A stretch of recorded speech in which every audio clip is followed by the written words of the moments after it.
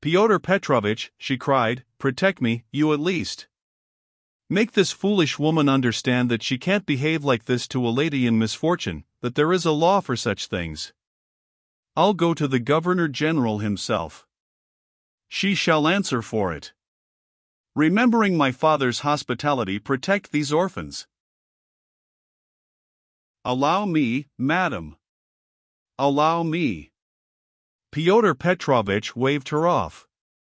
"Your papa, as you are well aware I had not the honor of knowing," someone laughed aloud, "and I do not intend to take part in your everlasting squabbles with Amalia Ivanovna. I have come here to speak of my own affairs, and I want to have a word with your stepdaughter, Sofia Ivanovna, I think it is? Allow me to pass." Pyotr Petrovitch, edging by her, went to the opposite corner where Sonia was. Katerina Ivanovna remained standing where she was, as though thunderstruck. She could not understand how Pyotr Petrovitch could deny having enjoyed her father's hospitality. Though she had invented it herself, she believed in it firmly by this time. She was struck too by the businesslike, dry, and even contemptuous menacing tone of Pyotr Petrovitch. All the clamor gradually died away at his entrance.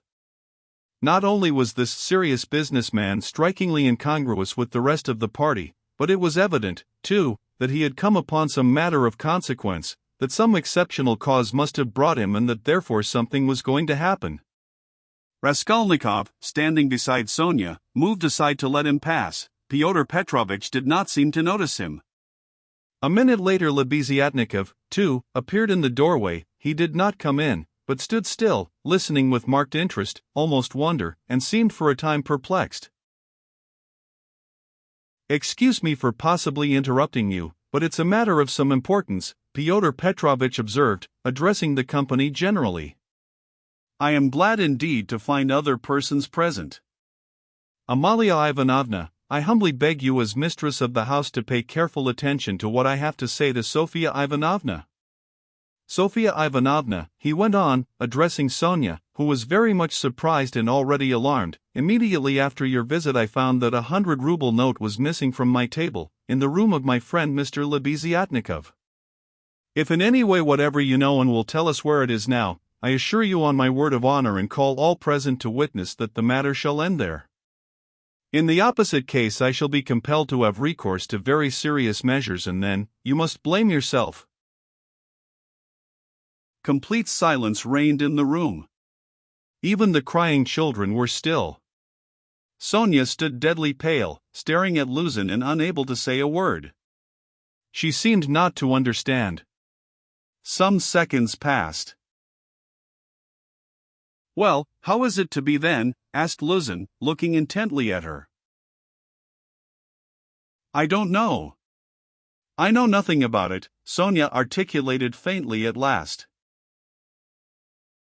"No, you know nothing?" Luzin repeated, and again he paused for some seconds.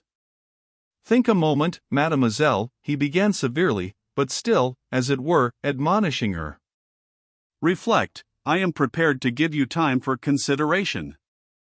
Kindly observe this. If I were not so entirely convinced I should not, you may be sure, with my experience, venture to accuse you so directly.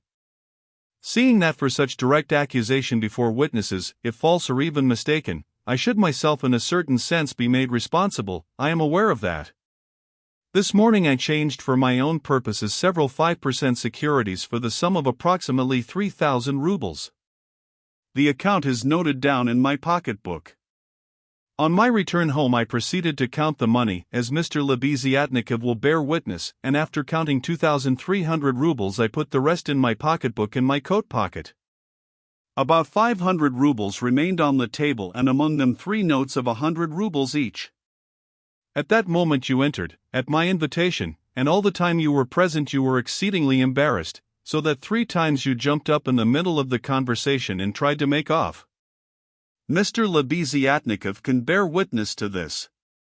You yourself, mademoiselle, probably will not refuse to confirm my statement that I invited you through Mr. Lebeziatnikov solely in order to discuss with you the hopeless and destitute position of your relative, Katerina Ivanovna, whose dinner I was unable to attend, and the advisability of getting up something of the nature of a subscription, lottery, or the like, for her benefit.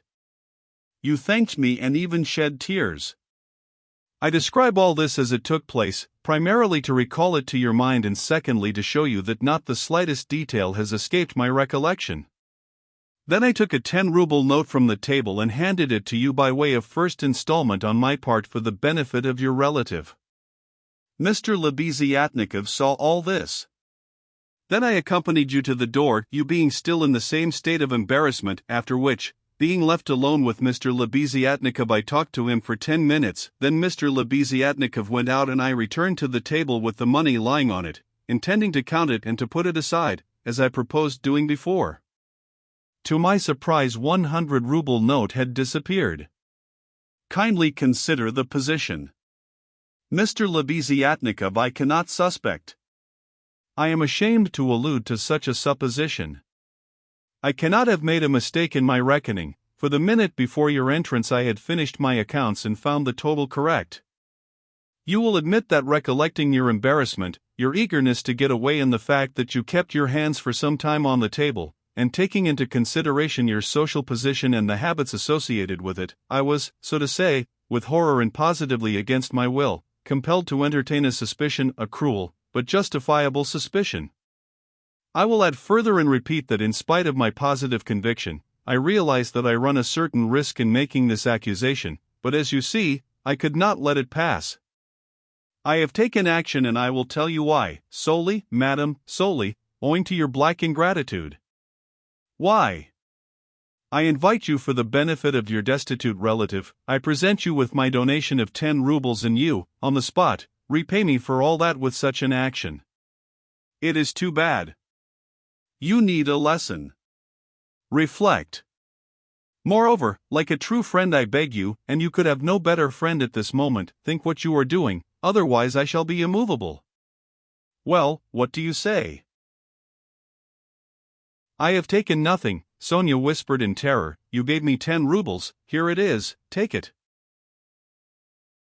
Sonia pulled her handkerchief out of her pocket, untied a corner of it, took out the 10-ruble note and gave it to Luzin.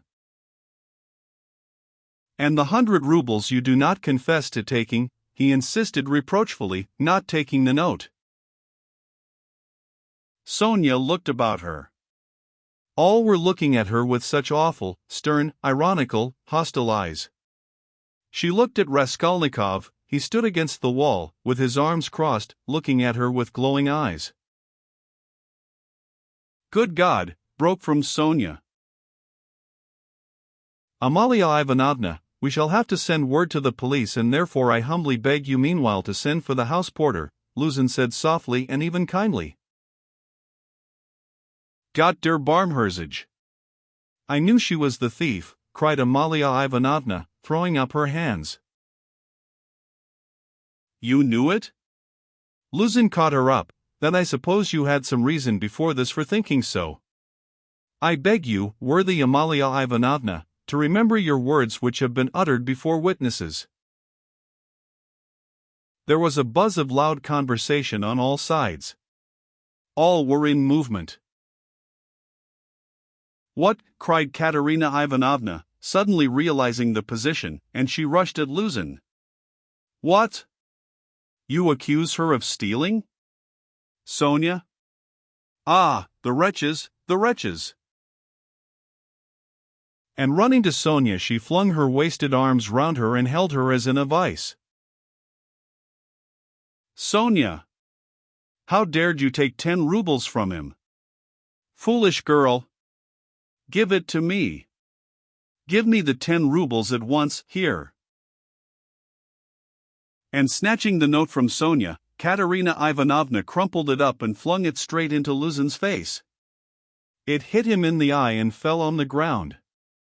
Amalia Ivanovna hastened to pick it up. Fyodor Petrovitch lost his temper. Hold that mad woman, he shouted. At that moment several other persons, besides Lebeziatnikov, appeared in the doorway, among them the 2 ladies. What? Mad? Am I mad? Idiot! Shrieked Katerina Ivanovna. You are an idiot yourself, pettifogging lawyer, baseman. Sonia, take his money. Sonia a thief. Why, she give away her last penny, and Katerina Ivanovna broke into hysterical laughter. Did you ever see such an idiot? She turned from side to side. And you too, she suddenly saw the landlady, and you too, sausage eater, you declare that she is a thief, you trashy Prussian hen's leg in a crinoline. She hasn't been out of this room, she came straight from you, you wretch, and sat down beside me, everyone saw her. She sat here, by Rodion Romanovitch. Search her. Since she's not left the room, the money would have to be on her. Search her, search her.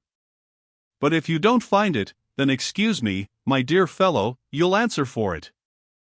I'll go to our sovereign, to our gracious Tsar himself, and throw myself at his feet, today, this minute. I am alone in the world. They would let me in. Do you think they wouldn't? You're wrong, I will get in. I will get in. You reckoned on her meekness. You relied upon that. But I am not so submissive, let me tell you. You've gone too far yourself. Search her, search her. And Katerina Ivanovna in a frenzy shook Luzin and dragged him towards Sonia. I am ready, I'll be responsible, but calm yourself, madam, calm yourself. I see that you are not so submissive. Well, but as to that, Luzin muttered, that ought to be before the police, though indeed there are witnesses enough as it is. I am ready. But in any case it's difficult for a man, on account of her sex. But with the help of Amalia Ivanovna, though, of course, it's not the way to do things. How is it to be done? As you will. Let anyone who likes search her, cried Katerina Ivanovna. Sonia, turn out your pockets. See? Look, monster, the pocket is empty, here was her handkerchief. Here is the other pocket, look. Jew see? And Katerina Ivanovna turned, or rather snatched, both pockets inside out. But from the right pocket a piece of paper flew out and describing a parabola in the air fell at Luzin's feet. Everyone saw it, several cried out. Pyotr Petrovitch stooped down, picked up the paper in 2 fingers, lifted it where all could see it and opened it. It was a 100-ruble note folded in 8. Pyotr Petrovitch held up the note showing it to everyone. Thief! Out of my lodging! Police, police, yelled Amalia Ivanovna. They must to Siberia be sent. Away! Exclamations arose on all sides. Raskolnikov was silent, keeping his eyes fixed on Sonia, except for an occasional rapid glance at Luzin. Sonia stood still, as though unconscious. She was hardly able to feel surprise. Suddenly the color rushed to her cheeks, she uttered a cry and hid her face in her hands. No, it wasn't I. I didn't take it. I know nothing about it, she cried with a heartrending wail, and she ran to Katerina Ivanovna, who clasped her tightly in her arms, as though she would shelter her from all the world. Sonia! Sonia! I don't believe it. You see, I don't believe it, she cried in the face of the obvious fact, swaying her to and fro in her arms like a baby, kissing her face continually, then snatching at her hands and kissing them, too. You took it. How stupid these people are. Oh dear. You are fools, fools, she cried, addressing the whole room. You don't know what a heart she has, what a girl she is. She'd take it, She'd sell her last rag, she'd go barefoot to help you if you needed it, that's what she is. She has the yellow passport because my children were starving, she sold herself for us. Ah, husband. Do you see? Do you see? What a memorial dinner for you. Merciful heavens! Defend her, why are you all standing still? Rodion Romanovich, why don't you stand up for her? Do you believe it, too? You are not worth her little finger, all of you together. Good God! Defend her now, at least. The wail of the poor, consumptive, helpless woman seemed to produce a great effect on her audience. The agonized, wasted, consumptive face, the parched blood-stained lips, the hoarse voice, the tears unrestrained as a child's, the trustful, childish and yet despairing prayer for help were so piteous that everyone seemed to feel for her. Pyotr Petrovitch at any rate was at once moved to compassion. "Madam, this incident does not reflect upon you," he cried impressively. "No one would take upon himself to accuse you of being an instigator or even an accomplice in it, especially as you have proved her guilt by turning out her pockets, showing that you had no previous idea of it. I am most ready to show compassion, if poverty, so to speak, drove Sofya Semyonovna to it, but why did you refuse to confess, mademoiselle? Were you afraid of the disgrace? The first step? You lost your head, perhaps? One can quite understand it. But how could you have lowered yourself to such an action? Gentlemen," he addressed the whole company, "gentlemen. Compassionate and, so to say, commiserating these people, I am ready to overlook it even now in spite of the personal insult lavished upon me. And may this disgrace be a lesson to you for the future," he said, addressing Sonia, "and I will carry the matter no further." "Enough!" Pyotr Petrovitch stole a glance at Raskolnikov. Their eyes met, and the fire in Raskolnikov seemed ready to reduce him to ashes. Meanwhile Katerina Ivanovna apparently heard nothing. She was kissing and hugging Sonia like a madwoman. The children, too, were embracing Sonia on all sides, and Polenka, though she did not fully understand what was wrong, was drowned in tears and shaking with sobs, as she hid her pretty little face, swollen with weeping, on Sonia's shoulder. "How vile!" a loud voice cried suddenly in the doorway. Pyotr Petrovitch looked round quickly. "What vileness?" Lebeziatnikov repeated, staring him straight in the face. Pyotr Petrovitch gave a positive start, all noticed it and recalled it afterwards. Lebeziatnikov strode into the room. "And you dared to call me as witness," he said, going up to Pyotr Petrovitch. "What do you mean? What are you talking about?" muttered Luzin. "I mean that you are a slanderer, that's what my words mean," Lebeziatnikov said hotly, looking sternly at him with his short-sighted eyes. He was extremely angry. Raskolnikov gazed intently at him, as though seizing and weighing each word. Again there was a silence. Pyotr Petrovitch indeed seemed almost dumbfounded for the first moment. "If you mean that for me," he began, stammering.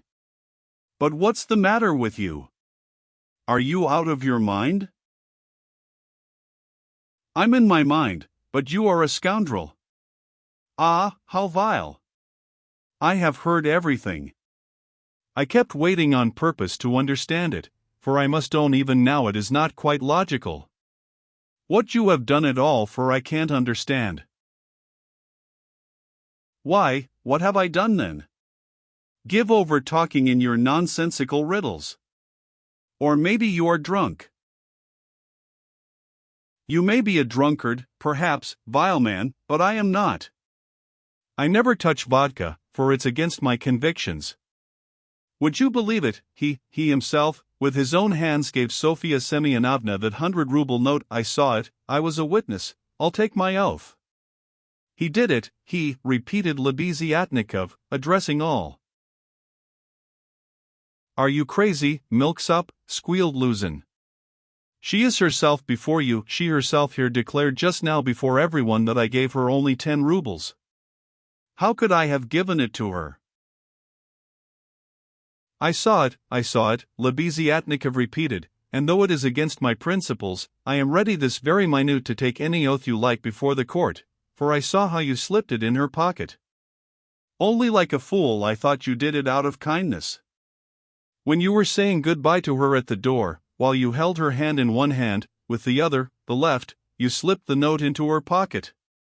I saw it, I saw it.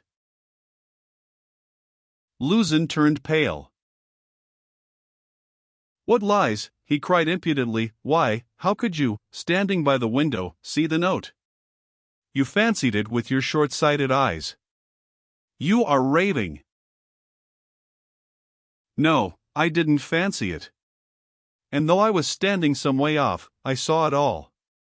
And though it certainly would be hard to distinguish a note from the window, that's true, I knew for certain that it was 100-ruble note, because, when you were going to give Sofia Semyonovna 10 rubles, you took up from the table a 100-ruble note. I saw it because I was standing near then, and an idea struck me at once, so that I did not forget you had it in your hand. You folded it and kept it in your hand all the time. I didn't think of it again until, when you were getting up, you changed it from your right hand to your left and nearly dropped it.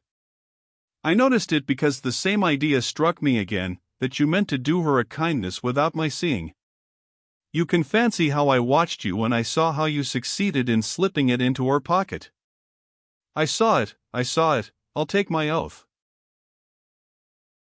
Lebeziatnikov was almost breathless. Exclamations arose on all hands, chiefly expressive of wonder, but some were menacing in tone. They all crowded round Fyodor Petrovitch. Katerina Ivanovna flew to Lebeziatnikov. I was mistaken in you. Protect her. You are the only one to take her part. She is an orphan. God has sent you. Katerina Ivanovna, hardly knowing what she was doing, sank on her knees before him. A pack of nonsense, yelled Luzin, roused to fury. It's all nonsense you've been talking. An idea struck you, you didn't think, you noticed, what does it amount to? So I gave it to her on the sly on purpose? What for? With what object? What have I to do with this? What for? That's what I can't understand, but that what I am telling you is the fact, that's certain. So far from my being mistaken, you infamous criminal man, I remember how, on account of it, a question occurred to me at once, just when I was thanking you and pressing your hand. What made you put it secretly in her pocket? Why you did it secretly, I mean. Could it be simply to conceal it from me, knowing that my convictions are opposed to yours and that I do not approve of private benevolence, which effects no radical cure? Well, I decided that you really were ashamed of giving such a large sum before me. Perhaps, too, I thought, he wants to give her a surprise, when she finds a whole 100-ruble note in her pocket. For I know, some benevolent people are very fond of decking out their charitable actions in that way. Then the idea struck me, too, that you wanted to test her, to see whether, when she found it, she would come to thank you. Then, too, that you wanted to avoid thanks and that, as the saying is, your right hand should not know, something of that sort, in fact. I thought of so many possibilities that I put off considering it, but still thought it indelicate to show you that I knew your secret. But another idea struck me again, that Sofia Semyonovna might easily lose the money before she noticed it. That was why I decided to come in here to call her out of the room and to tell her that you put 100 rubles in her pocket. But on my way I went first to Madame Kobilatnikov's to take them the general treatise on the positive method and especially to recommend Pitterit's article, and also Wagner's. Then I come on here and what a state of things I find. Now could I have all these ideas and reflections if I had not seen you put the 100-ruble note in her pocket? When Lebeziatnikov finished his long-winded harangue with the logical deduction at the end, he was quite tired, and the perspiration streamed from his face. He could not, alas, even express himself correctly in Russian, though he knew no other language, so that he was quite exhausted, almost emaciated after this heroic exploit. But his speech produced a powerful effect. He had spoken with such vehemence, with such conviction that everyone obviously believed him. Fyodor Petrovitch felt that things were going badly with him. What is it to do with me if silly ideas did occur to you? he shouted, "that's no evidence. You may have dreamt it, that's all. And I tell you, you are lying, sir. You are lying and slandering from some spite against me, simply from pique, because I did not agree with your free-thinking, godless, social propositions." But this retort did not benefit Fyodor Petrovitch. Murmurs of disapproval were heard on all sides. "Ah, that's your line now, is it?" cried Lebeziatnikov. "That's nonsense. Call the police and I'll take my oath. There's only one thing I can't understand: what made him risk such a contemptible action? Oh, pitiful, despicable man. I can explain why he risked such an action, and if necessary, I, too, will swear to it," Raskolnikov said at last in a firm voice, and he stepped forward. He appeared to be firm and composed. Everyone felt clearly, from the very look of him, that he really knew about it and that the mystery would be solved. "Now I can explain it all to myself," said Raskolnikov, addressing Lebeziatnikov. "From the very beginning of the business, I suspected that there was some scoundrelly intrigue at the bottom of it. I began to suspect it from some special circumstances known to me only, which I will explain at once to everyone. They account for everything. Your valuable evidence has finally made everything clear to me. I beg all to listen. This gentleman," he pointed to Luzin, "was recently engaged to be married to a young lady, my sister, Avdotya Romanovna Raskolnikov.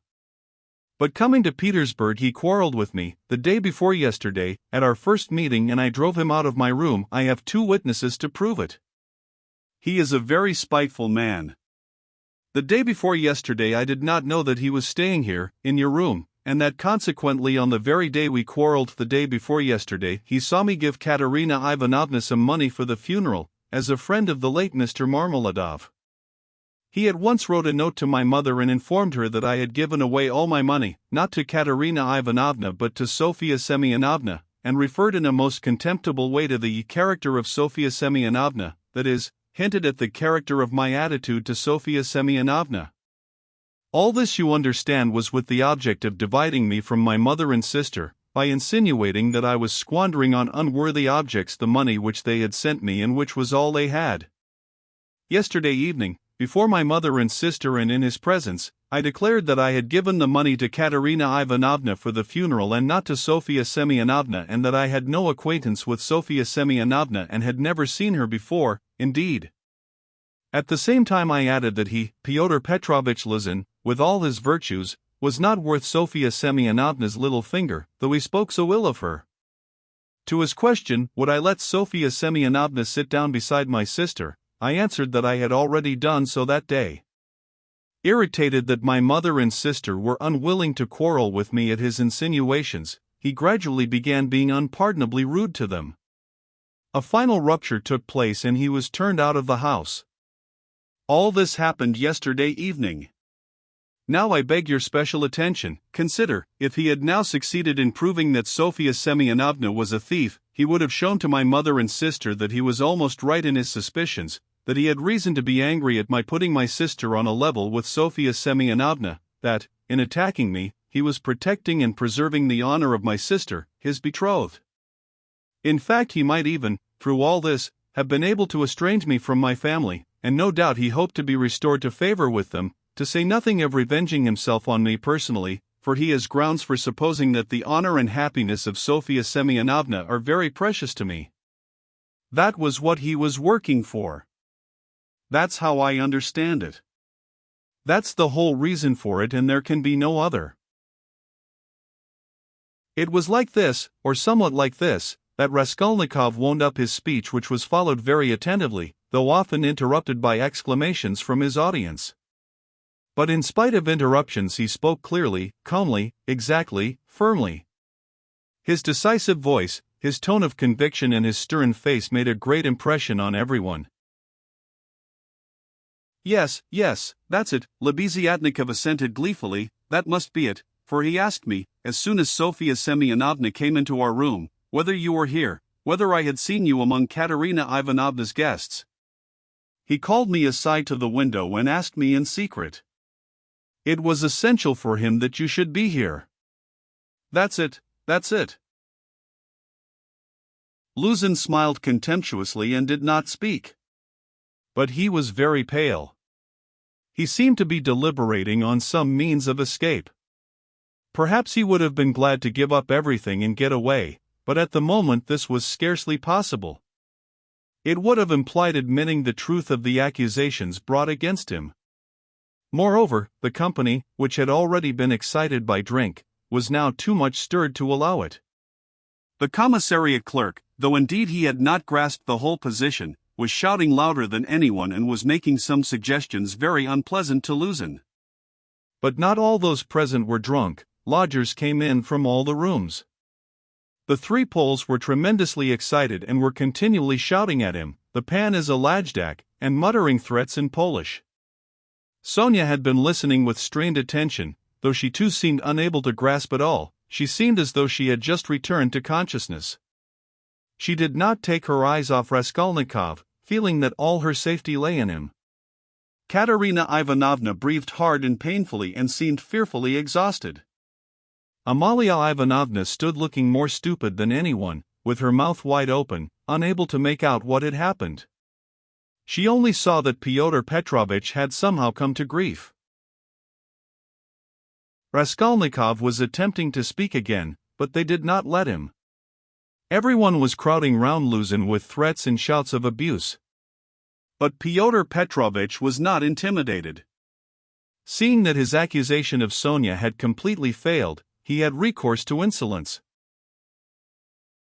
"Allow me, gentlemen, allow me. Don't squeeze, let me pass," he said, making his way through the crowd. "And no threats, if you please. I assure you it will be useless, you will gain nothing by it. On the contrary, you'll have to answer, gentlemen, for violently obstructing the course of justice.